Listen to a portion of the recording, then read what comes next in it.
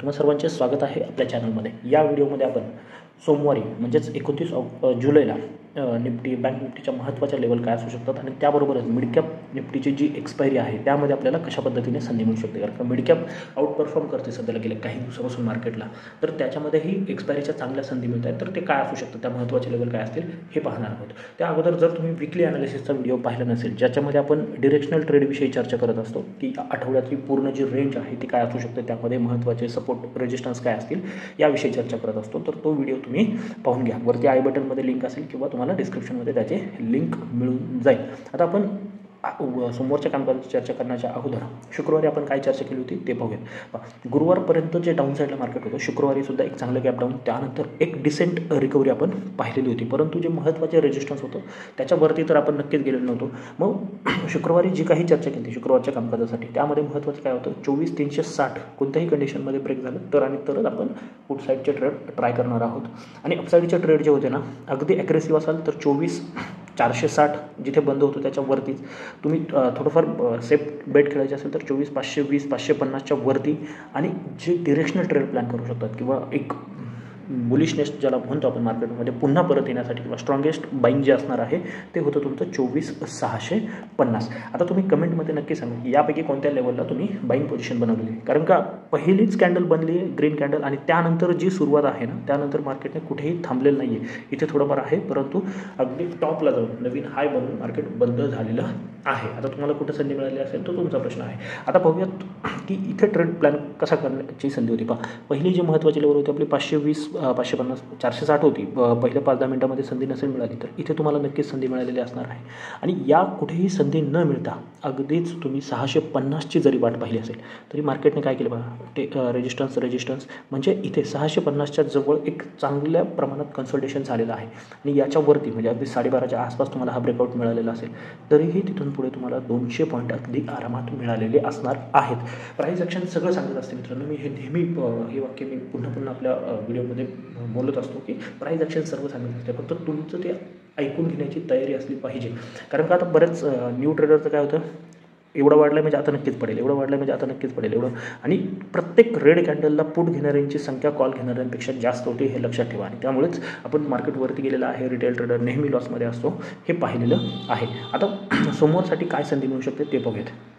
ज्या पद्धतीने मार्केटमध्ये रिकव्हरी आलेली आहे, ग्लोबल मार्केटचे सिग्नल आहेत, ICICI बँकचा रिझल्ट आहे, मार्केट जर एवढ्या वरती आले ना तर आता 25,000 टच करण्याची शक्यता खूप जास्त आहे। म्हणजे 90% चान्सेस आहेत की मार्केट आता 25,000 ॲटलिस्ट टच केल्याशिवाय खाली येणार नाही आहे।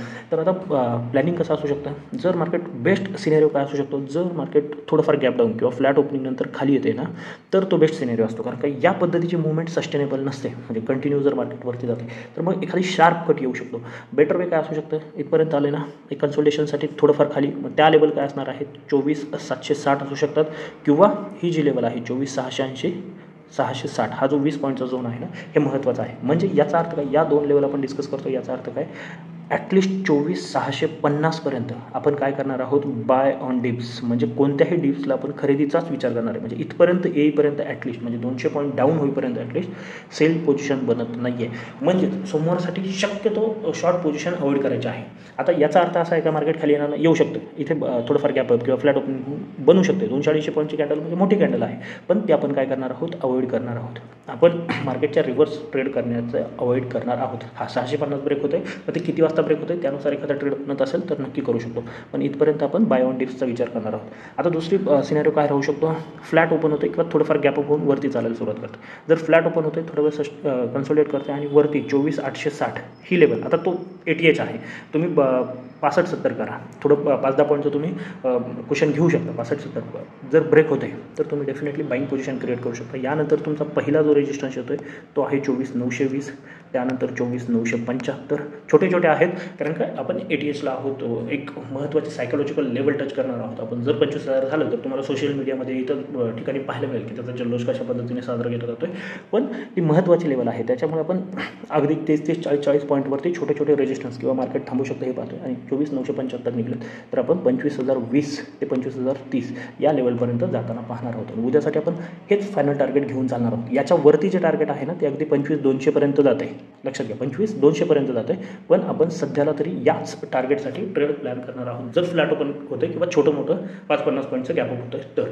पण जर इन केस मोठं गॅपअप म्हणजे 100 ते 150 पॉईंटचं गॅपअप जर आपण पाहतोय, म्हणजे आता आपण 850च्या आसपास आहोत किंवा 830, अगदीच 25,000च्या आसपास आपण ओपन होतोय, मार्केट तिथे सस्टेन करते, तर बेटर वे काय होऊ शकतं, एकदा मार्केटला रिटेस्टिंग येऊ द्या कुठे 860, 880 किंवा 920, 925 ही जी लेवल आहे तिथे येऊन एखादा डबल बॉटम किंवा कोणतंही बुलिश फॉर्मेशन बनून वरती जाते ना, तर बाईंग पोझिशन क्रिएट करा.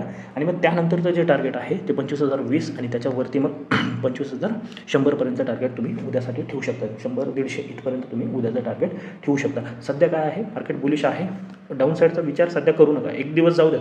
मी जे बजेटच्या अगोदर सांगितलं होतं किंवा ते सांगितलं होतं ना की डाऊन साईडची एखादी कॅन्डल बनू द्या आणि त्यानंतरच आपण विचार करणार आहोत की काय करायचं. त्याच्यामध्येही खूप चांगले ट्रेड भेटतात जे की आपण मागे पाहिलेले. आता जर आवरली कॅन्डल पाहिली तर तुमच्या लक्षात काय येतं, जो काही फॉल झाला ना तो पूर्ण कवर होताना पाहायला मिळालेला आणि एक चांगलं फॉर्मेशन बनलेलं आहे. मग तुम्ही फक्त या आठवड्यासाठी विचार केला ना तरीही जवळजवळ 24,100चा जो लो बनलेला होता आणि तिथून आता आपण आहोत 24,800, म्हणजे 600 ते 700 पॉईंटची जागा इथे शिल्लक आहे, जे की आपण विकली ॲनालिसिसमध्ये डिस्कस केलेलं आहे. तुम्ही तो व्हिडिओ पहा, म्हणजे जे टार्गेट डिस्कस केलेत ना ते तुमच्या लक्षात येते. आता दुसरा महत्त्वाचा इंडेक्स आहे बँक निफ्टी. बँक निफ्टीमध्ये सगळ्यात महत्त्वाचं जे आहे ना, कॅचअप रॅलीची खूप मोठी आवश्यकता आहे, कारण निफ्टी जाते आहे, मिड कॅप जाते, परंतु बँक निफ्टीमध्ये ती मुवमेंट पाहायला मिळत नाही की ज्याच्यासाठी बँक निफ्टी फेमस आहे. आता उद्यासाठी काय होऊ शकतं पहा, इथे जर पाहिलं तुम्ही तर ही खूप महत्त्वाची लेवल निघून येत आहे, ती आहे 51,500. आता जोपर्यंत 51,500च्या वरती निघत नाही ना तोपर्यंत उद्यासाठी बाईंग पोझिशन बनत नाही. मग ते फ्लॅट ओपनिंगने निघूयात किंवा गॅपअपने निघूयात. फ्लॅट ओपनिंगने निघून थोडंफार इथे जाऊन कन्सल्टेट करून ब्रेकआउट येतोय, चांगला ब्रेकआउट असू शकतो. त्यानंतर 51,800 हे तुमचं पहिलं टार्गेट असणार आहे आणि मग हा जो झोन आहे ना इथे टेस्ट करायला मार्केट येऊ शकतं आणि हा झोन असणार आहे 51,150 ते 51,200च्या आसपास. सॉरी 52 आहे, 52,150 ते 52,200च्या आसपास. मग 51,800मध्ये सायकोलॉजिकल लेवल आहे 52,000, म्हणजे 200 पॉईंटचे तुम्हाला 3 टार्गेट 51,500 ब्रेक झाल्याच्या नंतर पाहायला मिळणार आहे. पहिला 300 पॉईंट, त्यानंतर 200 पॉईंटचे 2 टार्गेट.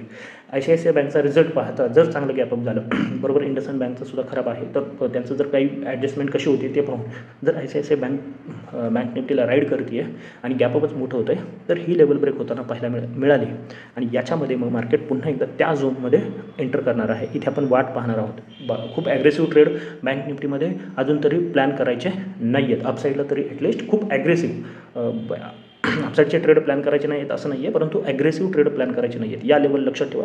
150, 200 पॉईंटवरती छोटे छोटे का होईना परंतु रेजिस्टन्स आहे आणि हा एक मोठा रेजिस्टन्स आहे किंवा हा एक मोठा कन्सोलिडेशन झोन आहे जो ब्रेक करणं बँक निफ्टीला खूप गरजेचं आहे. तोपर्यंत मोठी मुवमेंट येणार नाही. म्हणून आता आपण 51,500 पासून तर 51,800, 52,000, 52,200 या छोट्या छोट्या टप्प्याने आपला स्टॉप लॉस ट्रेल करत राहणार आहोत किंवा पोझिशन 200, 150 पॉईंटचा विचार करूनच बनवणार आहोत. आता डाऊन साईड कुठे आहे तर डाऊन साईड ॲटलिस्ट ही जी लेवल आहे सायकोलॉजिकल लेवल म्हणजे ती आहे 51,000. 51,000पर्यंत आपण काय करणार आहोत, मग थोडंफार कुठेही खाली येते 51,200 असेल, 150 असेल किंवा 51,000 असेल, इथे सुद्धा बाय ऑन डिप्स हीच स्ट्रॅटजी यूज करणार. मग ते कुठूनही रिव्हर्सल येऊ शकतं. 51,000 जर ब्रेक होते ना तर पहिलं विकनेसचं साईन मिळणार आहे आणि दुसरं विकनेसचं साईन जे आहे ते 50,800 ब्रेक झाल्याच्या नंतर आपल्याला मिळणार आहे. 50,800 शिवाय आपल्याला चांगला ट्रेड डाऊन साईडचा ॲटलिस्ट मिळणार नाही आहे, हे लक्षात ठेवायचं आहे. बँक निफ्टीमध्ये मी मुद्दामूनच 5 मिनिटाची 15 मिनिटाची टाईम फ्रेम लावलेली नाही आहे, कारण का डेलीवरती आवरली कॅन्डलवरती क्लिअर लक्षात येते की कशा पद्धतीने हा फॉल आहे. हाच चार्ट निफ्टीचा या पद्धतीने फॉर्मेशन आहे, म्हणजे जिथून फॉलला सुरुवात झालेली होती ना ते पूर्ण रिकवर झालेलं आहे, परंतु बँक निफ्टीमध्ये अजून त्याच्या 50% पण नाही आहे. 50% येणार आहे 51,800च्या वरती. कदाचित उद्या याच्या वरती येऊन आपण जर या झोनमध्ये गेलो ना तर एक ब्रेकआउटची संधी निर्माण होणार आहे. म्हणून त्या पद्धतीने थोडं लाईट ठेवायचे आहेत पोझिशन कुठे तर बँक निफ्टीमध्ये. आता तिसरा महत्त्वाचा जो इंडेक्स आहे उद्यासाठी तो असणार आहे मिड कॅप, ज्याची आहे एक्सपायरी. सगळ्यात चांगले रिटर्न सध्याला ज्याच्यामध्ये मिळतात खास करून एक्सपायरीला तो मिड कॅपचा इंडेक्स आहे. मिड कॅपमध्ये जर तुम्ही पाहिलं गेल्या काही दिवसापासून काय होत होतं, ही जी रेंज बनली होती ना एक छोटीशी, या रेंजमध्ये खूप टाईम स्पेंड केलेला आहे. अगदीच छोटीशी असं म्हणता येणार नाही मिड कॅपच्या तुलनेमध्ये जेवढा मोठा इंडेक्स आहे, परंतु गेल्या काही दिवसापासून त्यामध्येच काम होत होतं आणि आता एक चांगला ब्रेकआउट आलेला आहे, एक कन्सोलिडेशन. आणि आता जर याच्यावरती निघतोय ना तर आपण 13,000 टच करायला जाणार आहोत, हे लक्षात घ्यायचं आहे. म्हणजे निफ्टीमध्ये 25,000 येऊ शकतात, मिड कॅपमध्ये 13,000 येण्याची शक्यता खूप जास्त आहे. मग उद्या इथे कशा पद्धतीने प्लॅन करू शकतो, आता जो काही हाय बनलेला आहे तिथेच आपण बंद आहोत, पण तरीही 12,710 12,710 या लेवलवरती फोकस करा. जर ही लेवल ब्रेक होती आणि याच्यावरती आपण निघतोय ना, तर डेफिनेटली एक बाईंग साईडचा ट्रेड प्लॅन करू शकता तुम्ही. त्यानंतर 760 आणि 12,815 हे तुमचं टार्गेट असू शकतात. जर चांगलीच मोठी मुवमेंट आली तर 12,900 सुद्धा आपल्याला उद्या पाहायला मिळण्याची शक्यता आहे. 12,900 थोडं डिफिकल्ट वाटत आहे. कशा पद्धतीने एक शॉर्ट कवरिंग ट्रिगर होते किंवा नाही हे मी आपल्या टेलिग्राम चॅनलला अपडेट करेल, परंतु अपसाईडच्या लेवल त्याच आहेत. आता डाऊन साईड कुठे असू शकते पहा, हा जो झोन बनलेला आहे किंवा इथे जे मार्केटने सस्टेन केलेलं आहे ना 12,650 640 याच्या खाली जर आपण निघतोय तर तुम्हाला इथपर्यंतचे टार्गेट म्हणजे 12,580पर्यंतचे टार्गेट पाहायला मिळणार आहे. डाऊन साईड खूप ॲग्रेसिव्ह दिसत नाही आहे, ॲटलिस्ट इथपर्यंत 12,580पर्यंत. फ्लॅट ओपनिंग नंतर जर किंवा गॅप डाऊन ओपनिंगने जर 580 येते ना तर हा बाय ऑन डिप्सचा कॅन्डिडेट बनू शकतो ही लेवल. पण जर 12,580 ब्रेक झाला तर एक डाऊन साईड ट्रिगर होऊ शकते 100-150 पॉईंटची. एक्सपायरीला 100-150 पॉईंट म्हणजे एक चांगला रिझल्ट तुम्हाला पाहायला मिळेल. मग डाऊन साईडच्या लेवल आहे 12,500पर्यंत. एक्स्ट्रा काही करण्याचा प्रयत्न करू नका. मार्केट अपसाईडला आहे, बुलिश आहे, त्या पद्धतीने ट्रेड प्लॅन करा. डाऊन साईडचे ट्रेड मिळत असतील तर ते बँक निफ्टीमध्ये शोधा. अपसाईडचे ऑब्व्हियसली निफ्टी असेल किंवा मिड कॅपमध्ये असणार आहे आणि बँक निफ्टीमध्ये क्वांटिटी अजूनही थोड्या कमीच ठेवू. जर ही माहिती आवडली असेल तर नक्की या व्हिडिओला लाईक करून चॅनलला सबस्क्राईब करू. तर आजच्यासाठी एवढंच. धन्यवाद. जय हिंद, जय महाराष्ट्र आणि कीप ट्रेडिंग.